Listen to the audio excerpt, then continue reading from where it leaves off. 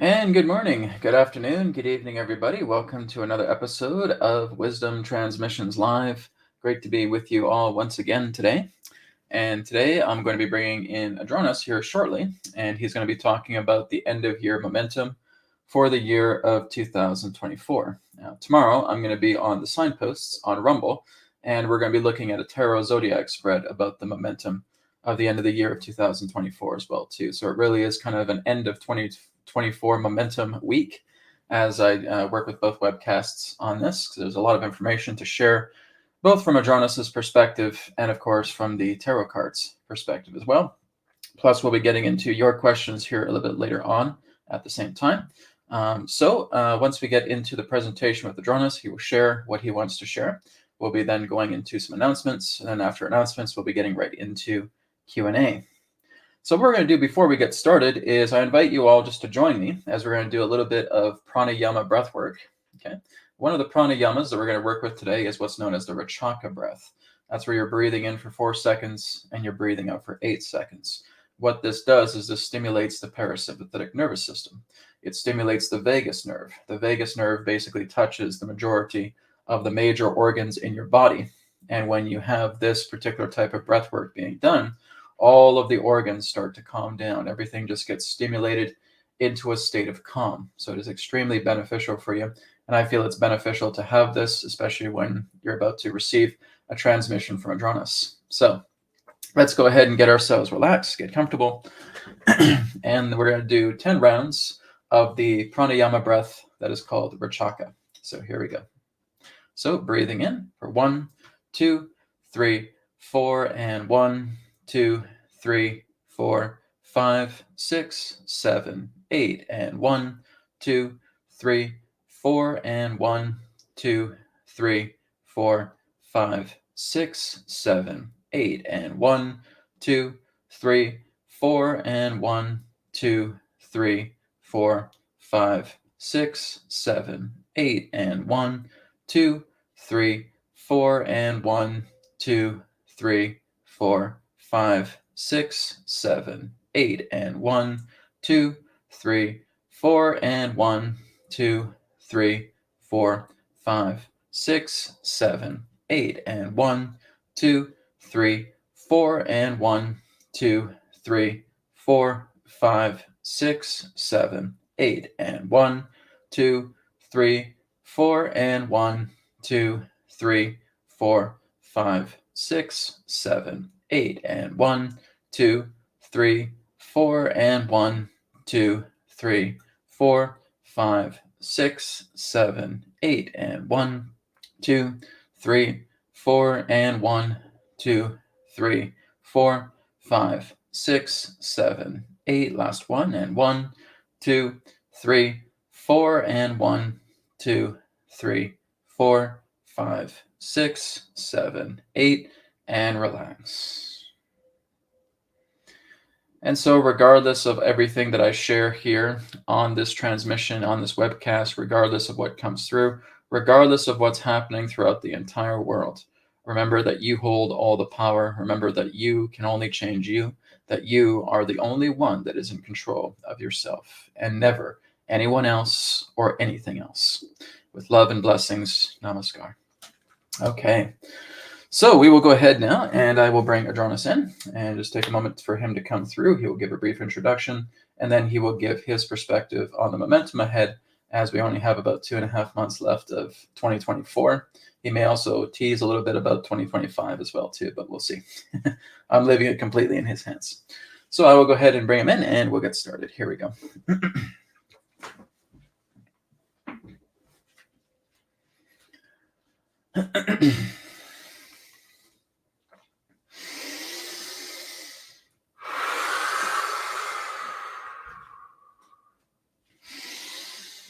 Terra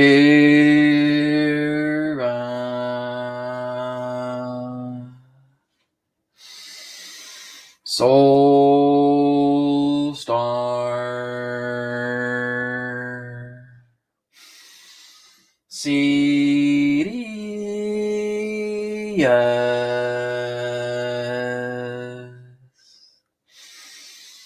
Adronis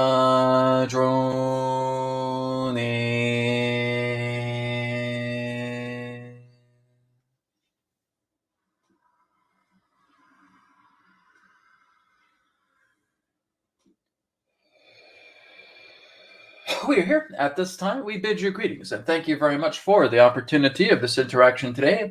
I'm Adronis of Sirius, sending love, appreciation, and gratitude to all who are tuning in to this broadcast being brought forward through your internet collective consciousness. What we'd like to ask all of you to do at this time is simply allow yourselves to get relaxed, get comfortable, and tune in to the vibrations of Sirius, so that you may synchronize, harmonize, and align to all of the information that we have to share.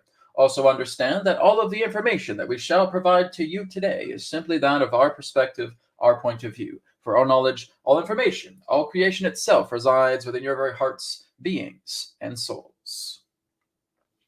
We will speak a little bit more on the idea of what we have talked about relating to the nature of the inverted solstice leading up into your upcoming winter solstice of 2024 and the momentum ahead. We will say that to what has been happening upon this planet, representing that of hidden secrets, of hidden scandals, of hidden agendas, all of that is coming to an end. In fact, when you cross the threshold of the inverted solstice coming here upon your winter solstice of 2024, that is the benchmark of the end of secrecy. And so the secrecy, the scandals, the agendas that have been happening upon your planet that have been kept secret are going to come out. And what is going to be the majority reaction is not only surprise, but a great deal of rage, a great deal of anger. Many upset people upon this planet because they are now realizing what they have given so much of their power to over so many of these years. But it will also be an enlightening time for them, because now that they realize that this has happened, there is no way they are going to go back into such systems. Their outrage pertaining to what has been hidden beneath their feet for so long, pertaining to your political agendas, pertaining to your secrecies representing, shall we say, trafficking, pertaining to the financial agendas upon your planet, the war agendas upon your planet, everything in regards to your internal, corrupt, governmental affairs, everything of that nature and more is going to be revealed. It is a time of great truth. And again, whether you feel you can handle it or not really doesn't matter, because it's going to be all over your airwaves. It's going to be all over every single nation on your planet. We are not just talking about the West. We are talking about the West, and we are talking about the East. We are talking about every single nation upon this planet that has the ability to receive airwaves. Now, some of you may ask, Adronis, we have been hearing a lot regarding an emergency broadcast alert, or working together with emergency broadcast systems. We're wondering about this, and there have been a lot of talk in regards to EBSs, emergency broadcast system alerts. Is this something that we may see as we start to move into the end of 2024 or into 2025? End of 2024, not very likely. 2025, we would not say it may be an EBS, but there are going to be alerts. Yes. Many of you have been wondering about this for quite some time, about some type of emergency broadcast system, but we're not really saying that it may be under that particular theme, but there are going to be alerts that are going to be shared with you, because this is really how it will need to go in the times ahead. So we can't really say EBS alerts, but we can certainly say alerts. There will be alerts taking place specifically around the time of 2025. What will these alerts look like? Well, they will basically be what you would know as exposure scandals. Some of it may also represent the idea that there will be some significant earth changes taking place even in the early 2025 years, earthquakes, representing that of floods, fires, so forth. So there is going to be more shakeups happening around the planet, and there will be appropriate alerts to forewarn you about that. There may also be alerts of, again, certain nations wanting to start war, but this will not pass. But they certainly will try. because their scandals are being resolved, because their scandals are being, shall we say, brought out through the airwaves, they are being exposed, that's the word we're looking for, then there will be talks of war. There will be talks of different nations trying to go to war with each other, but it will halt. It will not lead to that, which means there's going to be a new, shall we say, authority within the air. There are going to be a lot of countries and a lot of leaders of those countries attempting to want to incite war, but it's going to calm down. So there will be alerts pertaining to that. Adronis, what about exposure alerts? What about the idea of what the nature of an EBS is all about? Is being able to broadcast these particular type of alerts so that people can be made aware about what has actually been happening. You really can't do that in a type of EBS alert with everything that's happening. This is why we say it's more about alerts rather than EBS alerts. All right, but it has the essence of an EBS, which means, again, you're going to see many things, even coming out of your own political campaigns, through your own political leaders. They are going to throw some very big curveballs at the people. And what that means is they're going to initiate certain types of programs that you didn't even think they needed to do. Once they expose why, you may be shocked.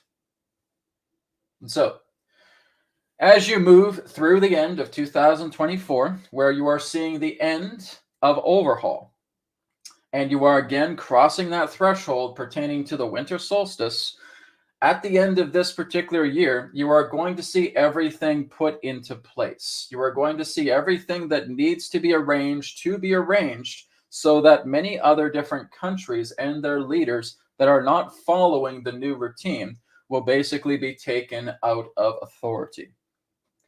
There is a coup d'etat that is happening. Now, we really can't share too much of it because the whole idea is not to share a lot of these things publicly. Because if you do, then you basically have those that are oppositional trying to grab a hold of that, and plans can be ruined. So this is why we can only really talk about it in breadcrumbs. But there is a coup d'etat happening, and it does involve your world military. And it does involve certain militaries that are going to be stepping forward a greater deal, helping to, shall we say, operate as a type of police, not towards the people, but towards those who have held corruption very, very strongly. And that there will be a greater transformation taking place for the militaries of the world that are going to follow, shall we say, under the guise of new presidency, of new leadership, and are going to assist in the taking down of certain agendas that have run rampant throughout many different nations across the planet. One of those particular agendas does surround the idea of immigration. You will see that in the year 2025, it will be a very large deportation agenda taking place. Now, we cannot really tell you exactly how this is going to happen. That's up to your leaders. But the idea of this particular agenda that was trying to create a worldwide civil war is going to come to an end starting in 2025, as there is, in that sense, new leadership coming upon multiple countries that will therefore be elected as the fronts to assist in the deportation of this migrant agenda. As we have stated, this really has nothing to do with immigration, and it has everything to do with invasion. So that is what is going to transpire as you move into the 2025 year. We refer to the year of 2025 as the year of culmination. It is a year of culmination. It is a year of everything coming together. It is the year of endings. It is the year of the finale. The finale that represents the span of change here ending in 2024 and beginning the span of renewal in 2025. But as you move into the year of culmination, everything pertaining to these, shall we say, agendas, programs, even further beyond that, certain degrees of control a great deal of human-based control that was attempting to come together will fall. And a lot of this is going to be revealed because you are going to have certain leaders in authority that are going to be revealing a great deal of these scandals taking place over the airwaves. It's going to be almost unbelievable for many of you to hear what has been happening underneath your feet. But nonetheless, that is what is going to transpire. As you move out of the end of 2024, where all the pieces are being arranged, 2025 is like looking at the guillotine coming down. And it's coming down upon the head of the enemy. And the enemy has been everything that represents the nature of carnality. Everything that represents low-based, corrupt, carnal nature, to where there is only the idea of looking at people on this planet like they were nothing more than cattle, like they were nothing more than a resource. All of that needs to be exposed. What many of your conspiracy theorists, as you call them, have been saying to you for decades is going to become commonplace. To where you've looked into the idea of these corrupt governments, seeing exactly what they've been doing, what they've been hiding, all of this is going to come to the light. Not right away, but again, over the next few years, it certainly is going to. But again, as we stated, you are looking at the end of a behind-the-scenes war. And that war is still raging in certain areas. This is exactly why you have had the number of hurricanes that you have had across your eastern coast. This is because it has become weather warfare. It has been the idea that the last thing they want is someone in power that is completely in opposition to their plans. Because if this certain person gets into power, has the authority, sits in the chair, as it were, they will never be able to rise again. And that is what we're referring to regarding your corrupt, regarding your dirty players, as we will say. Once that authority figure sits down, then that particular authority figure is going to do absolutely everything in their power, and with the great resources that they have, it is going to be a clean sweeping of the corrupt. And that is what you are going to continue to see between the years of 2025 to 2029. Is the idea of the clean sweeping of everything that represents the corrupt on this planet. There is going to be bulldozing of many old systems pertaining to, again, transhumanistic agendas, trafficking agendas, drug agendas, financial agendas, banking agendas. All of these things are going to change. And everything that represents their current system is going to fall. So as we've said for many, many years now, not a single stone is going to be left unturned. Everything is going to change fundamentally. While that thing is changing, something new takes its place. One thing falls, one thing rises at the same time. And so, this is exactly what you're going to experience as you move from the 2025 to 2029 year. This would represent very close to about 40% of the year, of the span of renewal. And as you move from 2030 to 2036, this is where there has been the necessary cleanup to start rebuilding everything.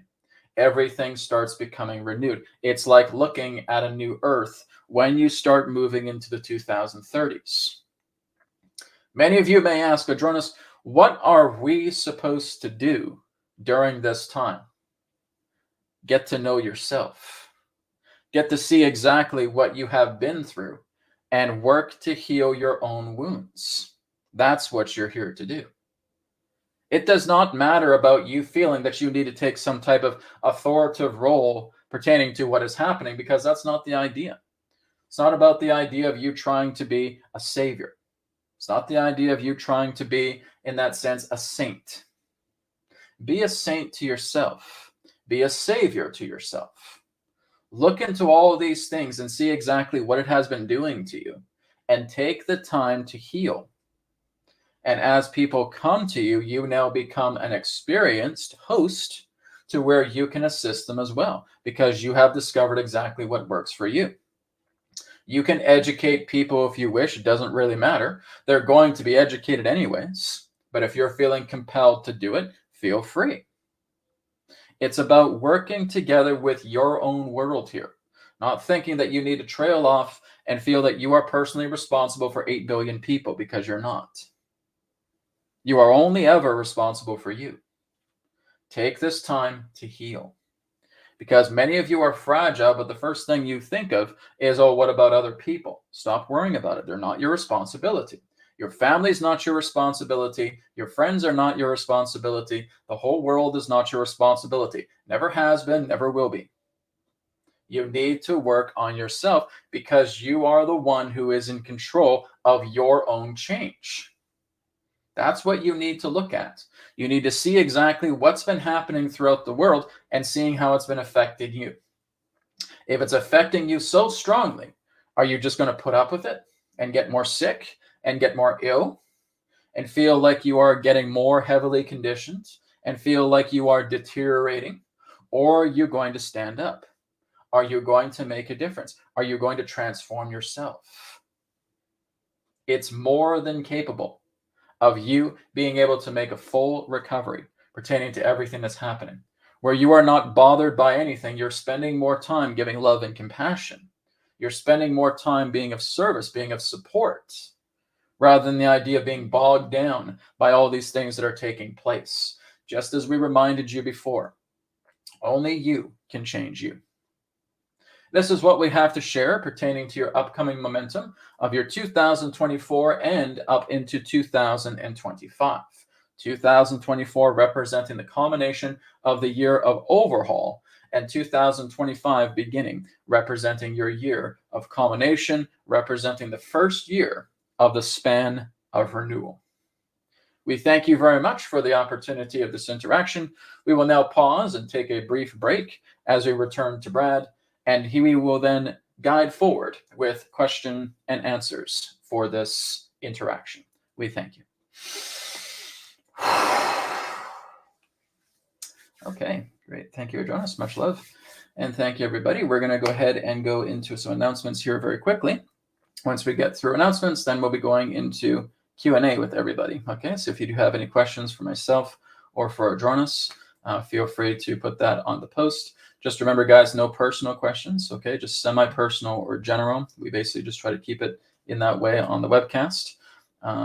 And of course, if you do have a priority question that you want to put on, you can leave a donation. That will put you in priority sequence. Okay, so we're going to go ahead and take a brief break, and we'll be back shortly with Q&A.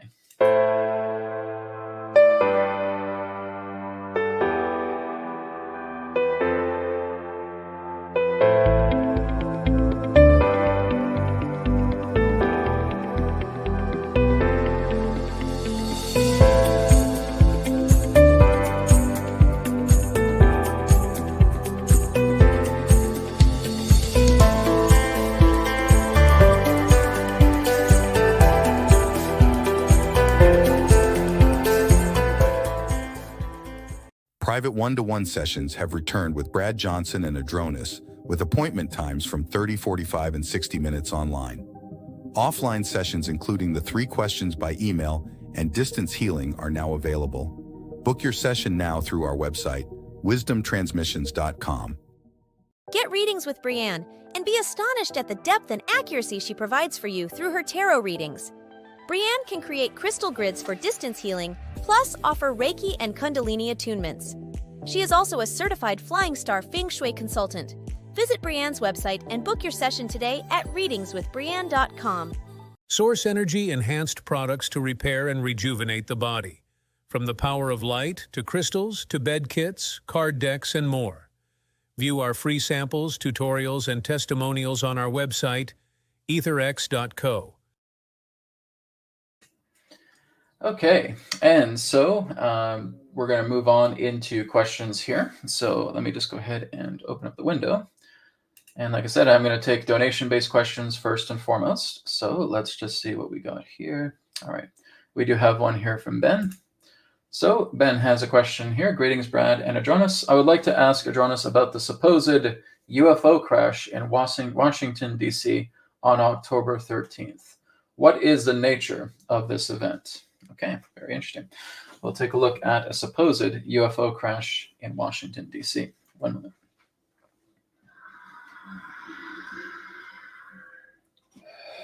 We thank you very much for your question. It's not what you think. All right. This does not relate to the nature of extraterrestrials, as it would relate much more to the nature of terrestrial craft. All right. But it certainly is getting attention. So this is not something that would be, as you would say, from your star ancestors, from your star family, but much of the technology that surrounds it is certainly from them, but back engineered. So again, it's opening some doors here of curiosity. It's opening doors about what your people are seeing, especially when you're looking at Washington, D.C., where a lot of eyes are upon that particular city and are upon the state of D.C. So that is going to draw quite a bit of attention. It's almost like reenacting something that was going back into your 1940s that involved an actual shooting down of a spacecraft. We would say this is not really what has actually happened, but it's being made to look that way. It's all part of, in that sense, opening some more doors, expanding and revealing a lot more truth embargoes pertaining to the situation regarding the extraterrestrial presence and back-engineered extraterrestrial technology. But it is not a situation that involves your actual star family. It is much more terrestrial in origin. All right? We thank you for your question. Okay. Thank you, Ben. Very good question there. Appreciate it. All right, let's go to another donation-based question here. This one here is from Krati. Krati says, Adronis, can red light therapy or infrared help keep eyes healthy? That does affect the mitochondria of eyes. Can we use lamps for this purpose? Okay, one moment. I'll bring him in about that.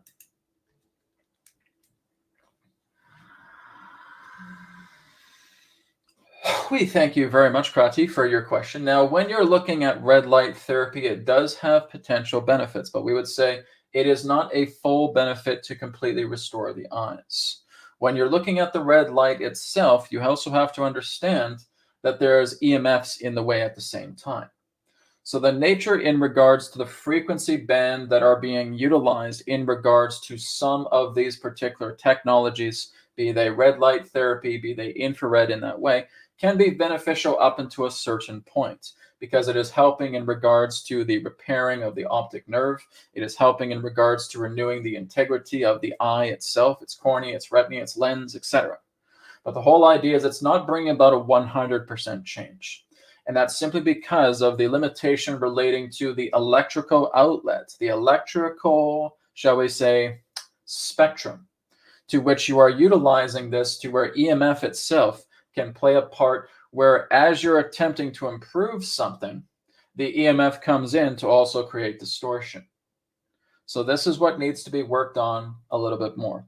We would say that on a percentage level, the nature of red light therapy or infrared basically has a 75 to 85% spectrum of increased benefit. But that's about it.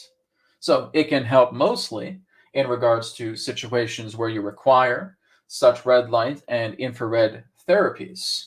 But it is by no means a perfect system in regards to complete and total full renewal. All right? That is what we can share about it at this time. We thank you. Okay. And this is why we use Aetherx, everybody, because we have that dirty EMF. We have those dirty ELFs. And like I said, if you're using that at the same time that you're trying to use other particular forms of electrical equipment, that's getting in the way. And that's really going to hurt the overall effectiveness of some of this technology. And that's why Aetherx comes together, and we're basically transmuting all of that dirty EMF into clean EMF. So basically, for example, if you're using something like red light therapy mats or anything of that nature, or infrared, you may want to get the safeguards on Aetherx, right? So the environmental safeguards, the personal safeguards, because what that does is that helps to transmute the dirty EMF into clean EMF. So that will actually boost up its effectiveness a lot more. Okay. Thank you very much, Krati, for your question. All right. Let's go to MLK. MLK says, "Hi, Brad. I was wondering if T gets elected, will he influence the world in a positive way? Will that stop the dark agenda like NWO to be implemented?" Well, see, I could tell you something, but not everybody's going to agree with it. That's the thing. You can't really have one person who is 100% in favor through the entire planet. It just can't be done, right? What I can say about him is that he is very, very dedicated to taking down that N to the W to the O. Okay. So everything that represents oppression, everything that represents, I would say, the scandals that have happened. I mean, he basically took a bullet, right? And some people keep saying, "Oh, that wasn't the real Trump." Oh, guys, that was the real Trump. That was the real Trump that was getting shot. Okay. And I've only looked at it through my perspective. I saw nothing in regards to a double or anything of that nature. People may not agree with me, but that's okay. I don't care. What I've gotten is that that was indeed him. And he has really taken a bullet from this, and he's still standing up and he's still going. Okay. And a lot of people have so much animosity towards him. A lot of people do not like him, and a lot of people love him, right? It doesn't really matter, though, who likes him and who doesn't like him. Who cares, right? What matters is the deeds that he does, right? It's kind of like what Jesus would always say. He's like, if I am not doing the will of my Father, do not believe anything that I do. But if I am doing them, and you will still not believe me, believe in the work that I do. And that really should be the anthem for all of us. Guys, I don't care if you don't like me. I don't care if you do like me. That's great. Sure, that's fine. But it's about the work that I do, right? If the work that I'm doing is being beneficial, and even if you don't see it, and if you think it's horrible, well, then that's fine. You can move away from me. But if I continue to do it, and you still won't believe in who I am, then again, believe in the work that I do. And that's how I've lived my life, especially going back these past many years. And that's really what I would say. I would say, look at a person with the deeds that they do, right? So many people are so hell-bent in looking in a person's past. The past doesn't mean a damn thing, right? It's about what that person is doing now, right? If they're still doing what they've done in the past, they haven't changed, right? And there may be something there. But if you realize that they're moving into something new, they are expanding themselves, they're doing something that they want to give back, and they're not representing themselves as that person in the past, you're seeing them becoming a new person. Pay attention to that person, right? But it's not so much about the person, but what the person does, right? It is their actions that determines the fruits of where they are. And that's what I would say. Look at it. Look at his actions. What has he done? Right? Look, it's not just him, right? Look at your actions. What have you done? Right? What have you done? Have you been doing things beneficial? Have you been helping people? Right? Have you been working on yourself? Have you been expanding yourself a lot more? Great. See that. And people who know you see the deeds that you're doing. If you're not doing anything, and if you're being bitter and you're just throwing eggs at people, right? Then that speaks for itself. A tree is known by its fruits, right? So that's really how I would see it in that way. And you guys have to make up your own mind about this, right? You have to look at that and look at such a person to see what they're doing. And only you can really have that impression of somebody, right? If we're basically trailing off from somebody else's opinion, then we're basically forming an opinion religion. Be truthful to what you feel when you're looking at a person's actions, not in regards to their character, but what they're doing. That's what matters. Okay? Thank you, MLK. Okay, let's go to Georgetta Schwartz. Hello, Brad. Hello, Adronis. Can you please ask Adronis about the history of Romania? Thank you. That's a big tall order, Georgetta. Relating to Romania, I don't think we have time to get into that today. I'm not too sure what the question, like basically if you can give a little bit more specificity, because Romania has such a rich ancient history. And if I don't really have a thing that we're trying to look into, we're going to be talking for hours about Romania. Romania has such a rich, ancient, cultured history. So I'd like you to be a little bit more specific about what you're trying to look for in regards to history, if there's anything specific that you want to look into. Otherwise, I'm just going to be talking for a long time. And I do want to get to other people's questions. So that's a big, tall order. It's not to say that I can't answer it, but being able to put that into an elevator version while I'm basically attempting to concentrate, because I don't know too much about Romania. I have to go into Adronis, and he has to go into the records, and he has to look into all these things. And it's a lot of concentration. It's going to take up a lot of time. Okay, so maybe look into something specific that you want to see. We want to try and keep our questions a little bit shorter so it doesn't take me too long to answer, so I'm able to get to other people. Okay, that's a good question, but let's see if we can trim it down a little bit. Okay, thank you for that. Okay, love of spirit question. Please, Adronis, comment on effects of the sun changing our body structure if time permits. Okay, so that again is kind of a big question, but I'll see what we can do, because Adronis has been able to talk about this before in a short amount of time. So like I said, guys, I know you guys have really big questions, and you have to kind of consider, do we have enough time to answer it, right? If I'm looking at the ancient history of Romania, if I'm looking at the ancient history of Egypt, I hope you guys have about 2 or 3 hours, because that's how long it's going to bring all that stuff out. Okay, so we want to try and keep things maybe close to about a 5 or 6 minute answer here at most. Okay, just letting you guys know that ahead of time. I know we have big questions. I'm going to be doing more videos, and we can look into certain things like that if there's a demand for them. But like I said, that's very difficult to get a lot of information from all this and just trying to compact it into an elevator. Okay, so Adronis has spoken quite a bit about this, so I don't think it'll take too long. Okay, so please comment on the effects of the sun changing our body structure if time permits. Okay, one moment.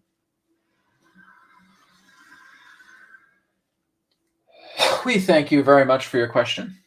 So looking into the nature of the sun and how it correlates together with you, well, you have to understand that there are a lot of processes that are taking place in order for that to happen. So we will do our best to give you a summary. As we have told you, the sun is not a fiery furnace sitting in the middle of your heavens. All right, that is not what the sun is. The sun is a living well. It is a living well singularity. It radiates a particular type of radiation, very similar to what you would know as radium in a way. And this particular radiation forms through the nature of plumes through the sun. That plume of radiation comes directly into the atmosphere of a planet, such as the Earth. The atmosphere converts all of that radiation and brings it into liveliness on the planet, meaning it has its own heat and it has its own light, pertaining to the atmospheric synergy between the sun's plume, its radiation, and the nature of your own atmosphere. Through the nature of the atmosphere, it now starts to bond together with the atoms of your own oxygen. Oxygen itself becomes a carrier of the warmth and the heat, specifically around the equatorial zones of your planet. The equator is what you would know as the, shall we say, splendid area of your planet. It is where everything pertaining to the most comfort and to the most vitality exists on your world. You would always look at the equator pertaining to every single planetary body that exists.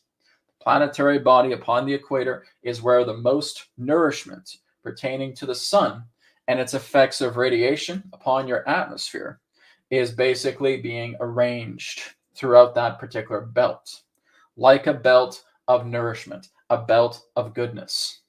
As it starts to expand further away from the equator, it moves into the north and it moves to the south, but they are not getting as much as the nourishment as the equatorial belt. Now, if you are looking at what this particular effect is doing for you, well, you have to understand that your body works very similarly to the nature of photosynthesis. This is why we often suggest it's a good idea to be exposed to sunlight. Not to the amount where you're getting burned, but to the amount where you're getting enough replenishment of it. Many of you talk about the importance of your vitamin D. And yes, that is an important vitamin because that is a vitamin that your body naturally produces. But your sun is giving you a lot more than just vitamin D. It is giving you the synthesis through the atmosphere of this heat and light that is coming in that is completely rearranging your body, which means it's attempting to make you healthy. It's attempting to bring you back into your blueprint. if you let it. But what happens is many of you will start looking into eating things that may not be very, very good for you, toxic consumption. You will start becoming very emotional. You will start becoming very irrational regarding to certain emotional and mental episodes. And this can impact the goodness of what you're actually getting from the sun, because the sun is actually purifying your own DNA. This is how it works. The sun, in regards to its spectrum, contains trillions of different rays of light. Trillions. All right? And so, again, your body has been completely designed to basically filter out a great deal of that light and absorb certain amounts of that light appropriately into your body, to bringing your body into an appropriate synthesis of well-being and overall health. So your DNA is literally changing. It is mutating in a way that is appropriating itself to move you back into your own original blueprint of health, of well-being, of vitality. There are also those upon your planet who have been able to utilize the light rays that come through the atmosphere via the radiation of the sun, that have also been able to help them receive nourishment.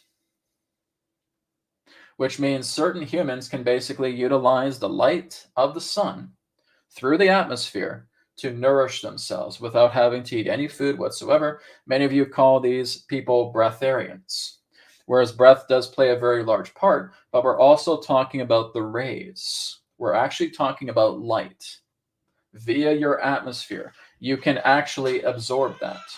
You can actually transmute that into nourishment. All right. Now, that's another topic within itself. But primarily, the effect that the sun has upon yourself is that it's working on you in the deepest levels that you can see and cannot see. It's working with you on an atomic level. It's even rearranging your atoms to function in its original blueprint. And if you completely leave yourself alone to where you would be able to nurture yourself just through sunlight, you will notice that you will return back into your original design that would eliminate viruses, toxins, pathogens altogether. So this is the elevator version that we're telling you of what the sun does to you. It affects you on the deepest atomic level to rearrange you back into your original divine blueprint of humanity. All right? We thank you. Okay, so there you go. That's about 5 or 6 minutes, I think. Thank you, Love of Spirit, for your question. That was great. Okay, let's go ahead and move on.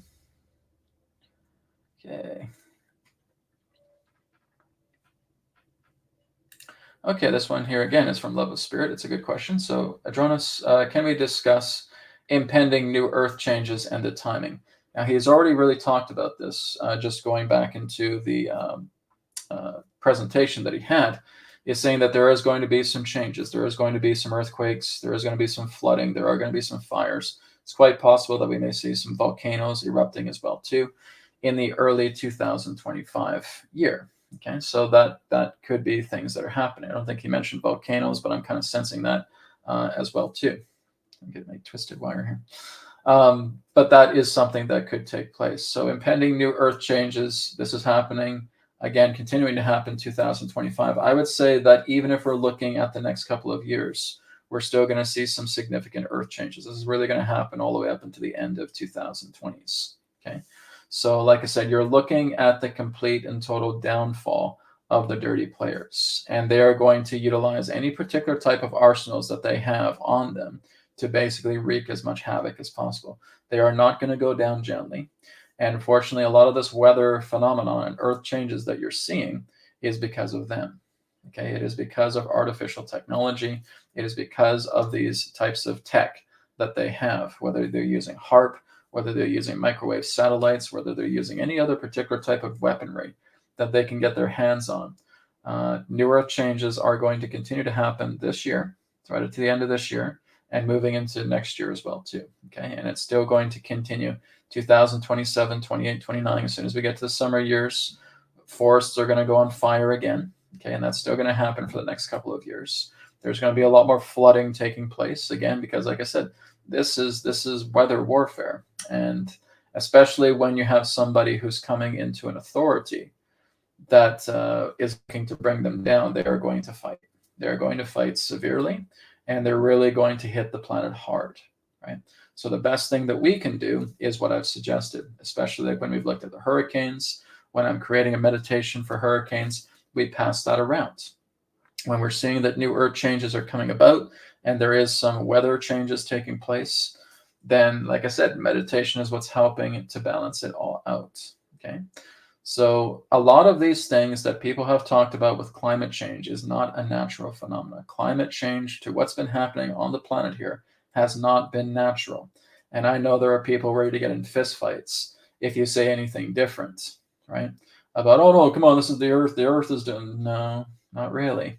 This is geoengineering, right? When you're looking at the entire climate change agenda, it has been happening, but it's been geoengineered. This is a geoengineering agenda, and it's been something that's been going on for quite some time.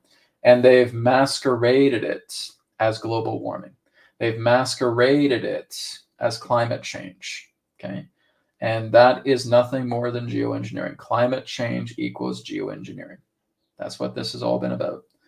And now that they're losing a lot of that power, the Earth may start to move into a cooling period very soon. We don't know exactly when that will happen, but it'll start to cool itself down as a way of regenerating. No, I don't feel it's going to go into the extremes of hitting another ice age or anything of that nature. That's something that is not going to happen for many thousands of years. This is something that will represent a cooling period that is going to help to counteract a lot of the heat that has been generated specifically from weaponized technology, okay? And a lot of that is going to start happening, maybe as we get more into the next decade or something of that nature. But there's going to be more of a cooling agenda that is going to take place to basically tackle a lot of this heat that has been administered through geoengineering agendas. When there's cooling taking place, that is a reversal of the geoengineering effect. Okay, so that's what we can talk about now pertaining to that. Okay, thank you very much. Okay. Okay, guys, let's see here.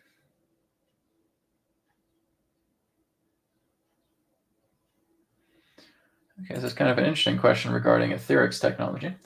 Hi, Brad. A question. Can Adronis tell us if the Aetherx flashlight, like, John, why don't you want to hear it from me? I'm the inventor of Aetherx. So how about you put this question to me, okay? Tell us if the Aetherx flashlight can be used as a self-defense artifact against negative entities, aggressors, etc. Thank you very much. I did not intend it to that way. These are not weapons, okay? And we don't really use the Aetherx in that way. This is meant for healing, and this is meant for balancing yourself. This is meant for meditation. This is to help yourself in that sense. Guys, negative entities are upon you because of your patterns, okay? And I've told people a lot about this, is that if you have a lot of negative entities that are bothering you, you need to look at your patterns, because your patterns are the only reason why they're there. And I'm not suggesting that you keep looking at the externals to helping you with that. You need to look at yourself, right? A flashlight is not going to tell you about your patterns, okay? It's beneficial. It can help you in a lot of different ways. It can help with your body to regenerate. It can even help to bring you into states of calmness. Yes, that's what it is. Can it go into your emotional core and resolve all those things for you? No. And guys, it's not about fighting or defending yourself against negative entities. If you are, then that's basically addressing your insecurities. You are not putting up your dukes here, trying to fight off negative entities, okay? That is a waste of time.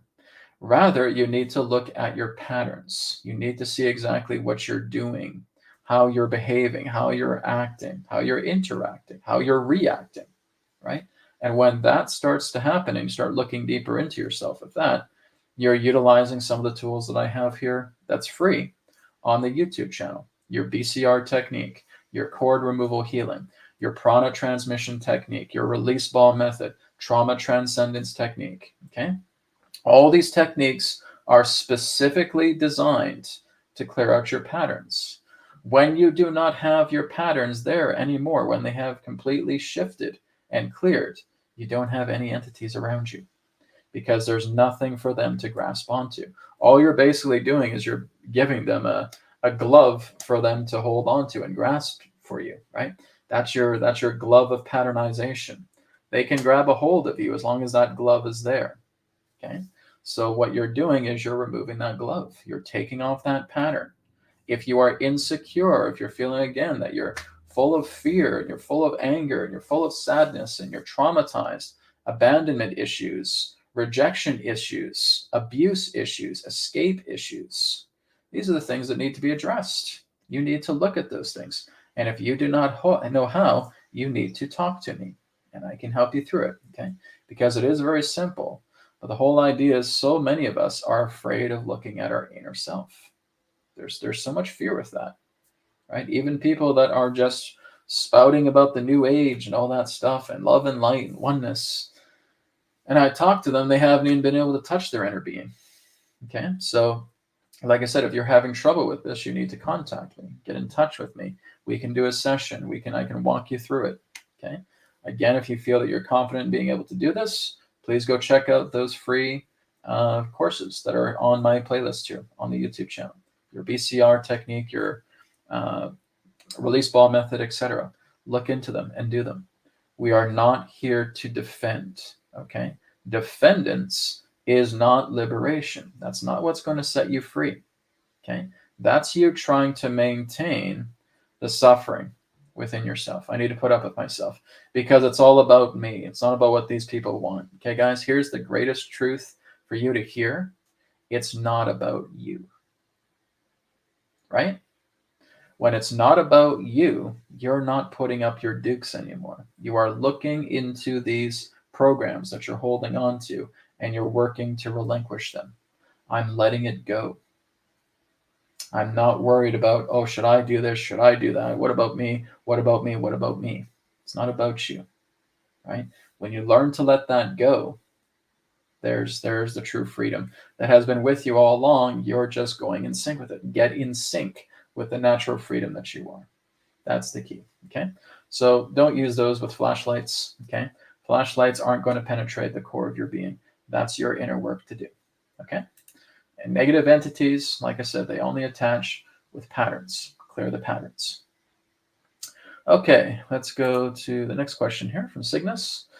Adronis, when you speak of ending world secrets and exposing scandals, could you also speak about the uncovering of secrets and scandals in general, even in families and relationships? That's a big, tall order again, Cygnus, but we'll do what we can to elaborate on that. Families and relationships is very subjective, right? There's no generalization pertaining to something that can represent a resolve pertaining to that. But we can talk a little bit about it in regards to how it affects family life, personal life, etc. I've certainly gone through that, but let's see what Adronis says. Okay, one moment.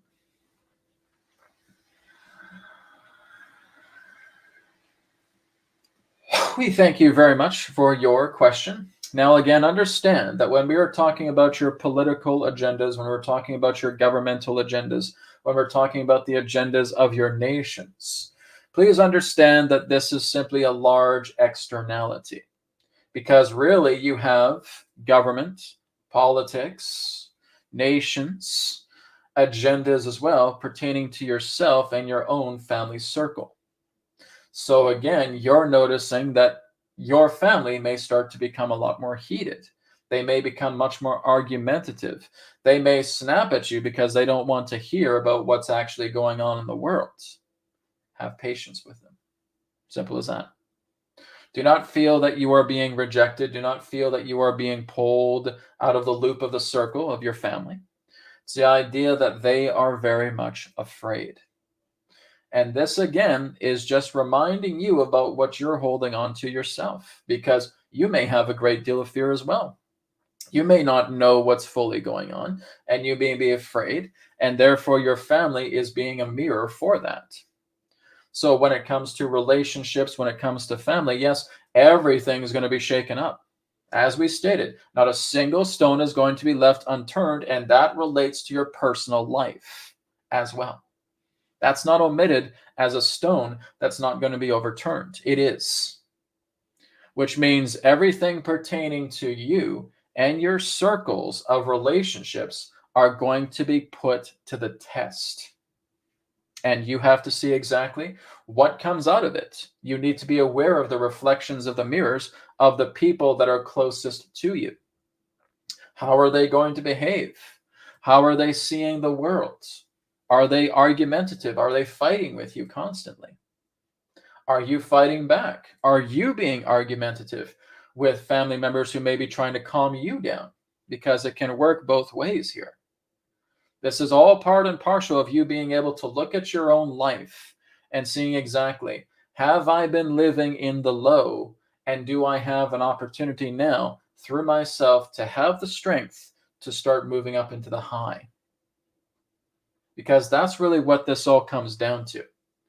There is no future in living in a world of carnality. There's no future for it. It's destruction. Have you been living a life of self-destruction? If you have, this is your opportunity to change things around.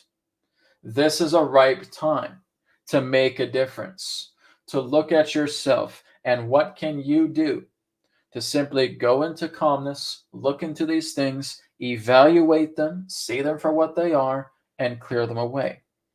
And the more that you're clearing them away and bringing them into peace, you are not going to be affected by the world. And we mean that very literally. Because the only reason why you're affected by the world is because of your patterns. You have put certain patterns together where you will become outraged, offended, defended because of what somebody says or by what somebody does. And that's only taking you more deeper into a carnal path with them. We mean this very literally, that what you are going through right now is indeed a dark night of the soul, because it does cast a shadow. It does feel dark inside when you are visiting it for the first time. Maybe you need some assistance, and assistance is there for you. Maybe you do have the strength to look at this yourself, and your own guidance is going to help you through it.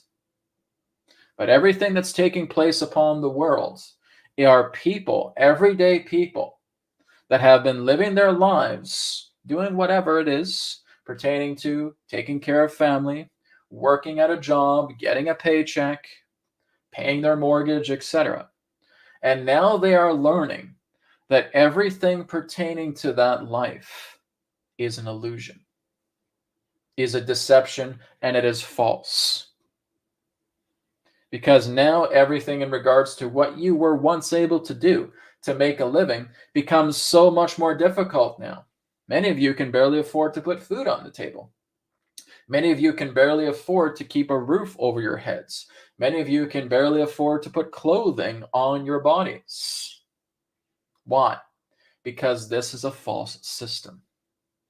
This is a system that is breaking down, and it needs to die. And something new needs to take its place, where it is not about the almighty dollar, where it is much more about contributionism. It's about contributing. It's about working together. It's about unifying. That's what you're moving into. This old world doesn't work. And you're seeing that. And your family may not even want to see that. They're just so outraged with everything that's going on because they go into a grocery store and they can barely afford anything. They go to their work and they're not being paid enough. All this is tempers flaring because you're trying to cope with an old system that doesn't work. It needs to die. And that's what's going to happen. But as this happens, your family is going to be on edge, and you may be on edge together with them. But rather than going off on a tangent pertaining to that, look into yourself. And we're not saying this just as some metaphysical mumbo jumbo, because this is how it actually is. Would you call everything that your Jesus and your Buddha have shared upon your planet as metaphysical mumbo jumbo? No. You call them lords. But you don't even follow what they share with you. They tell you exactly that situations like this were going to come. And they tell you exactly how you can transcend beyond it. Do you do that? You don't. You are still in the mixture. You are still in the confinement of everything that's happening on this planet. that is sinking. They are again like Titanics, and they're sinking, and they're sinking, and they're sinking, and you're wondering, oh my goodness, what do I do? Have you referred back to what Jesus would tell you in his teachings, what the Buddha would tell you in his teachings, what Krishna would tell you in his teachings? No, you don't, because you are completely in a carnal mode. And you have done nothing to supersede that nature of carnal nature. Your carnality is getting off the scale. And if you don't change it, you're going to sink with everything else. Because if all there is in your heart is misery, if all there is within you is suffering and pain and hurt, and you want to hurt others, and you want to hurt the planet because you're suffering, because it's all about you, you will sink with the Titanic. Doesn't matter if somebody's holding out your hand, you're going to swat it away. The nature of what is going on right now is attempting to encourage you. Go within. Experience yourself. See who you are. Have independent thought. Feel for yourself. Look into these things. Make a difference. Make a change. See yourself in a higher light. It's something all of you have the capability of doing because it's what you all are. Adronis, as you would say, moving into the inner being. When we truly come into the inner being, is it true that we don't suffer anymore? That is exactly what we're saying. But you have to be dedicated to doing that. We're not telling you to ignore life. We're not telling you to quit your job and simply become a monk or become a hippie or anything of that nature. But what we're telling you to do is to look into yourself and see how you're reacting. Because what you're doing is you're injuring yourself more. You're injuring others with your words and with your actions because you do not know yourself. The inner world needs to be a part of your life. It can't just be all externality.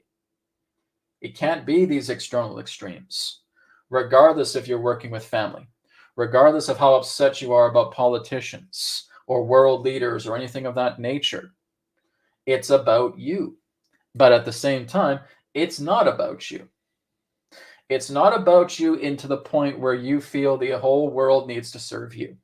But it is about you because you're the only one who can change yourself.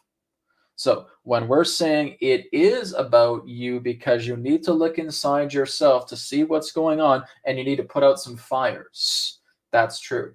But it's also not about you and thinking that the whole world revolves around you.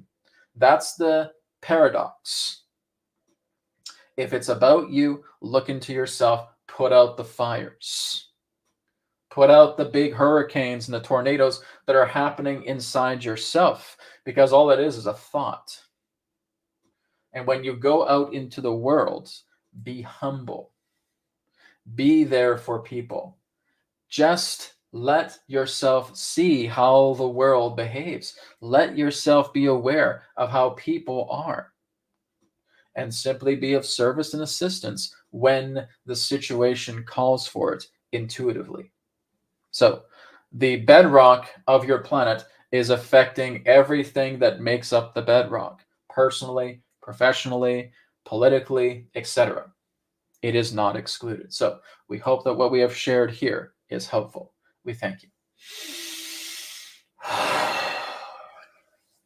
Okay, very good. Thank you, Cygnus, for your question. Okay, so I think we have another donation-based question here from David. Okay, David says, a question for Adronis, is original Islamic belief follows Baal? Who are they following now? Did Archangel Gabriel actually come to Muhammad? Okay, one moment.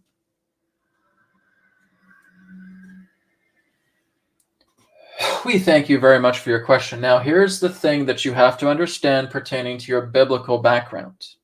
These are stories. All right? When you're looking at the nature of Baal, you're looking at your own ego. When you are looking at the Archangel Gabriel, that is a rendition of your own higher self. when you're looking at the nature of Islam, when you're looking at the nature of Israel, the good land that flows with milk and honey, it's referring to you when you go into higher states. This is not to be taken literally.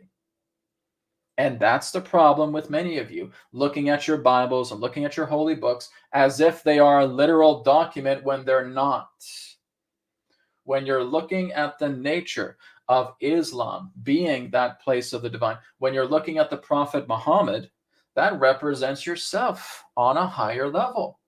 That's representing one who has gone beyond the elements of the earth, of the air, of water, of fire, and coming into the grace of spirit so that they could share all of the tidings of spirit, become a prophet. It's talking about you, not Muhammad. It's talking about you, not Jesus. It's talking about you, not Buddha. All of these things are codes telling you in ancient Eastern occult language about how you yourself are able to step up to the grace of God, and being aware of all the obstacles of how they form.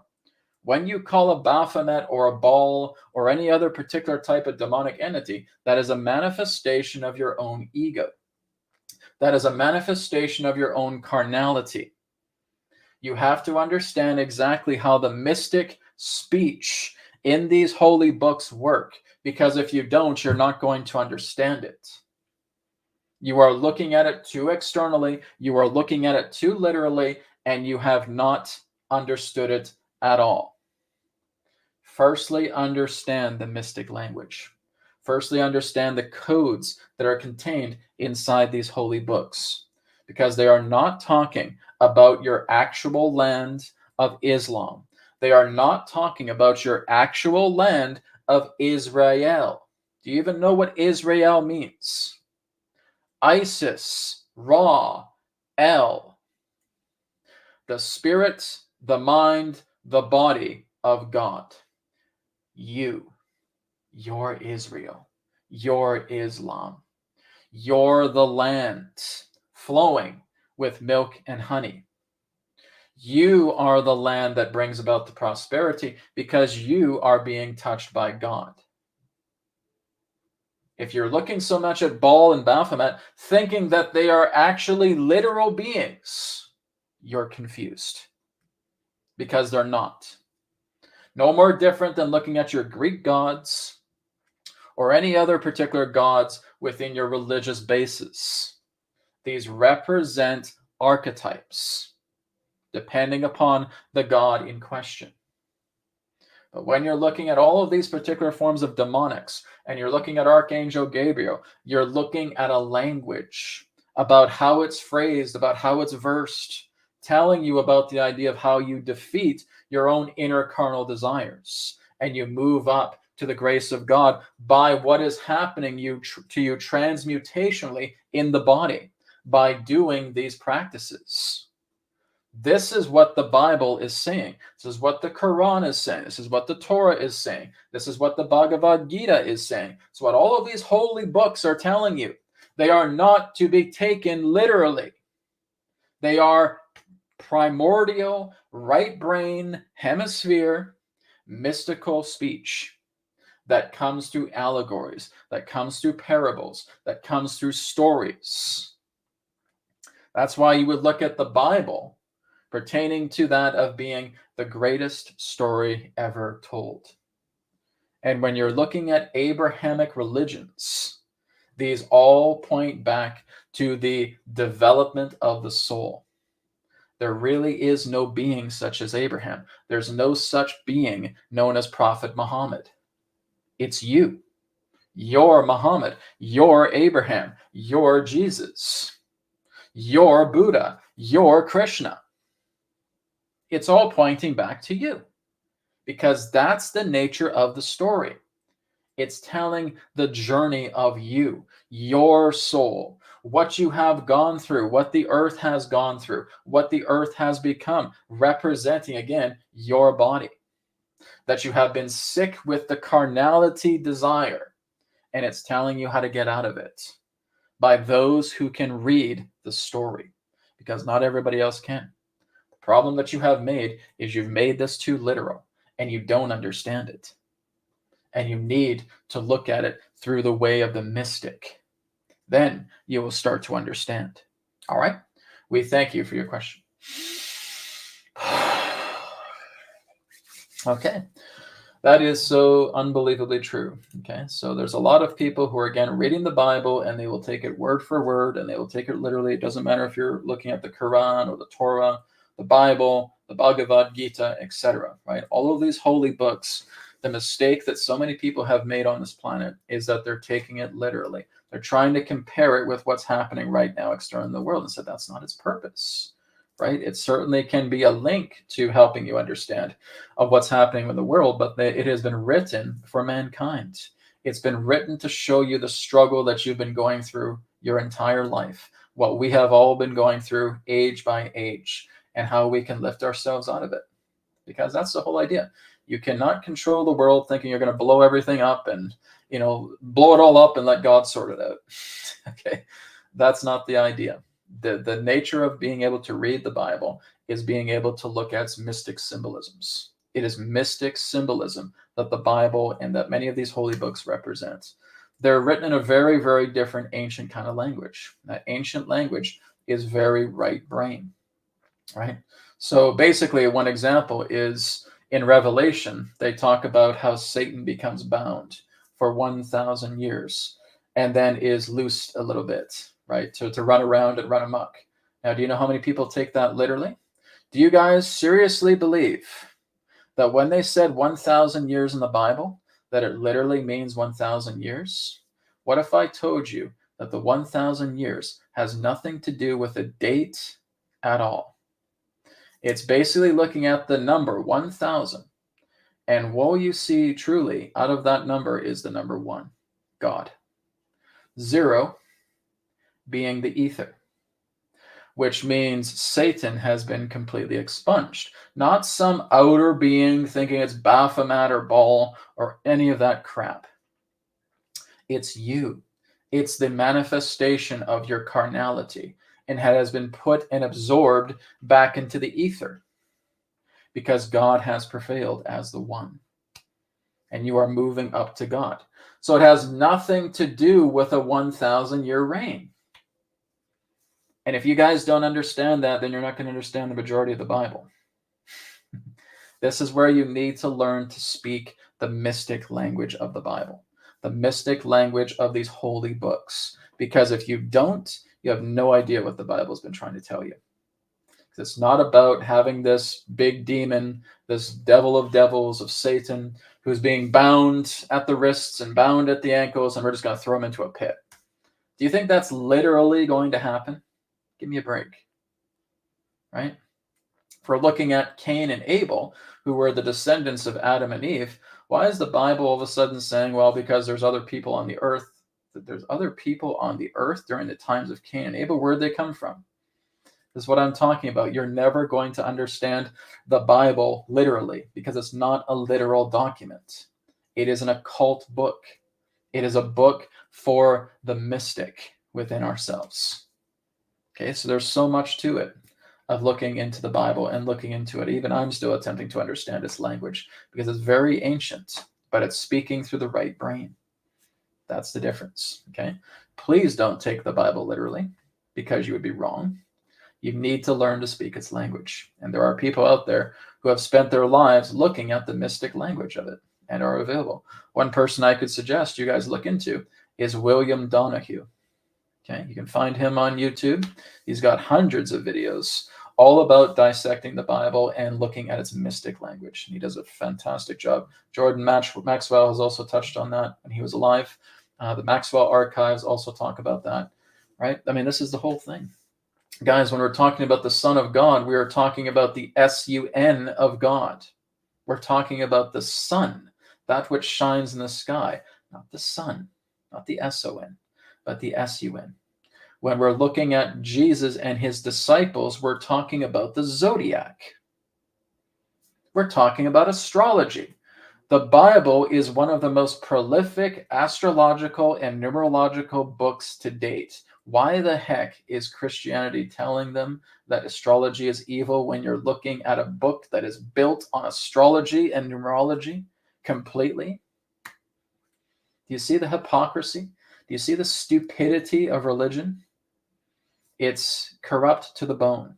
It's just another corporation that is just about to fall like anything else. All right, so there you have it. There's some information. There's some food for thought for you guys to look into. Okay. All right. So Samar also has a similar question now that we're on the topic. Can Adronis talk about Indian gods? Where are they from? He already has. He's talked about them, and he says these represent archetypes of yourself. They are not literal gods. Okay. I've had that with him in sessions. I've had a couple people who have come up to me, who have had a session with Adronis, and they've asked him that exact question that you're asking right now, Samar. Okay. Talk about the Indian gods. Where are they from? They're not from anywhere. They are archetypes. Okay. Everything pertaining to language, everything in regards to meaning represents some particular type of beingness, right? The spirit of something. But that spirit does not come from anything, right? If we're looking at the nature of Shiva, right? And then we expect one big, gigantic, almighty, powerful God to come down here to land next to the Himalayas and start doing a dance that's going to start blowing up planets and galaxies. No. Okay? You're taking it literally, and that's the problem. These are archetypes of yourself. And there are millions of gods in the Hindu nature, in the Hindu people. Okay? Hindu is not a religion. Okay? Hinduism is not a religion. It's a people. Okay? So when we look at the people of the Hindu and they talk about their gods, it is a great teaching. You can learn so much by learning more about their gods because it's helping you to know more about yourself. The same thing with the Greeks, where the Greeks have their gods. They are archetypes. They are not actual gods. Have you ever seen Zeus follow you around in a cloud and you're about to go into a strip club and he's ready to about to nail you with a big lightning bolt? You open that door to that strip club, young man. I get a lightning bolt rating right here for you. Okay? How many times has that happened to you? Because you're not looking at them literally. They are archetypes. They are mystical archetypes helping you to understand more about the nature of your own soul and your connection to God. That's what it's all about. But you have to learn to speak the mystical language from what the Hindu have provided, from what the Jews have provided, from what the people of God, the prophets, have provided. Because a lot of this language isn't even really from human beings. A lot of this language comes from our forebears, our ancestors of the stars. Okay, very good. Thank you, Samar. And how are we on time? We got about 10 minutes left. Okay, so let's go down a little bit further. Let's see here. Okay.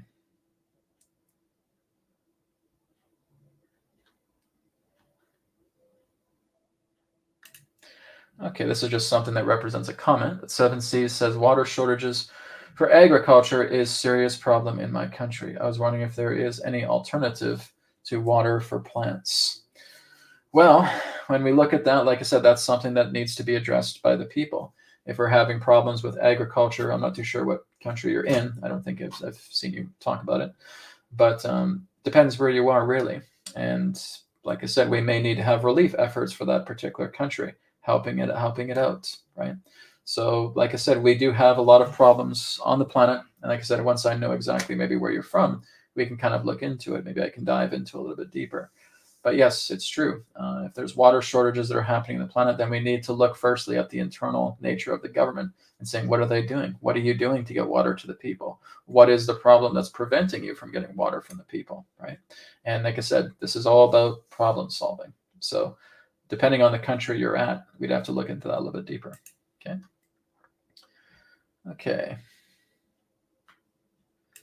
Okay, here's a good question. I think we're going to end on this question too. Okay, this one here is from Krati. Krati says, it's impossible as there have been accounts of Krishna in Mahabharata war. Maybe some of them were archetypes. Krishna itself, well, let me put it in this way. Buddha was a real being, but in regards to how he was portrayed in certain texts, It's going into him as an archetype. I'm not saying Krishna is not real. He certainly was. I'm not saying Buddha was not real. He certainly was. I'm not saying Yeshua was not real. He certainly is. I've had dialogues with all three of them, right? I've gone into those inner states, talked to Krishna, talked to Buddha, talked to Yeshua, Jesus, okay? Jesus is just the Greek name for him, okay? That's not his real name. His real name is Yeshua, okay? But when you look at Gautama Buddha, when you look at Hare Krishna, very real people, right? But what happens is their stories are depicted in regards to allegory, okay? The story of Jesus, because again, even if you look at the entire tale of Jesus, goes back into Osiris, right? There are similar stories in regards to Jesus and how he came about, okay? This is why I say the nature of Jesus was being brought forward into allegory, okay? But there was a Yeshua. He was actually a rabbi. He did actually travel the world. He did start to expand his teachings, okay? There was a Buddha, but like I said, they go into allegory. They allegorize the person and they turn him into a character. They allegorize the Mahabharata. Krati, do you know what the entire purpose of the Mahabharata is? When you look at the 5 Pandavas, what do they represent? The chakras. It's all about the chakras of the body. You have Arjuna that represents the willpower, the navel chakra, right? When you're going all the way up to Krishna, he would be like the insight. He would be the Anya, okay? So you have an actual person, but what happens is they take that person into what they represent, how they live their life, and they allegorize him. They did that with Krishna, they did that with Buddha, they did that with Christ. Okay, that's how the Bibles work. They turn them into stories. Gilgamesh was an actual person, okay, but they allegorize him because it's about the story, right? So there are certain people that come into existence. Like I said, there's very few actual literal characters in the Bible. The only one that probably would be quite literal is the one known as Yeshua, right? There was no Abraham. There was no Solomon. There was no David. There was no Adam or Eve. Okay? Archetypes, archetypes, archetypes. Right? So even when you look at the 5 Pandavas, different archetypes, was no such people as that. Krishna, yes. But again, in how he was allegorized in the story, he was fictional. Okay? But again, we're looking at the idea of beyond the biblical, or again, beyond the holy book reference of them, they lived very different lives. That's the idea, okay? And you're only going to discover this when you start looking into this a lot more. So that's the idea. A lot of these famous people that were very much a big part of the role to play in thousands of years past have been allegorized. Not all of them, but some of them, such as Jesus, such as Buddha, such as Krishna. Those are really the 3. That's the Trinity right there. The Spirit of God, the mind of God, the body of God, right there. There's Israel right there for you, okay? To which all 3 of those great teachers represent. Are they real? Yes, but not allegorized in the way that they are in the Bible. Very different lives, right? So like I said, that's a big discussion, and we can talk about it a lot more. The Mahabharata war, because you may find that there are actually accounts or records in regards to that actual war. Yes, and you may be right about that. But like I said, when you're looking at the Bhagavad Gita, you're not looking at the Bhagavad Gita as a literal event. You're looking at its teachings. Krishna filled Arjuna with so much divine teachings just within that little book itself. The Mahabharata is filled with divine teachings within itself. But the Pandavas are not real characters. They're not real people. They're characters in the Mahabharata. Krishna, real person, but allegorized. Okay, so something to look into. All right, everybody, I think we're good for today. So we're going to wrap up this episode of Wisdom Transmissions Live. I enjoyed all of your questions. Thank you so much for that. And I'll be back tomorrow on Rumble for the Signpost Live, where we'll be doing some more tarot, Zodiac Tarot, on the end of 2024 and coming into the early part of 2025. So have a great rest of the day, everybody. Blessings to you all. Thank you for tuning in. Talk to you all tomorrow. If you're not here tomorrow, I'll talk to you next week on Wisdom Transmissions Live. Take care, guys. Blessings to you all. Namaskar.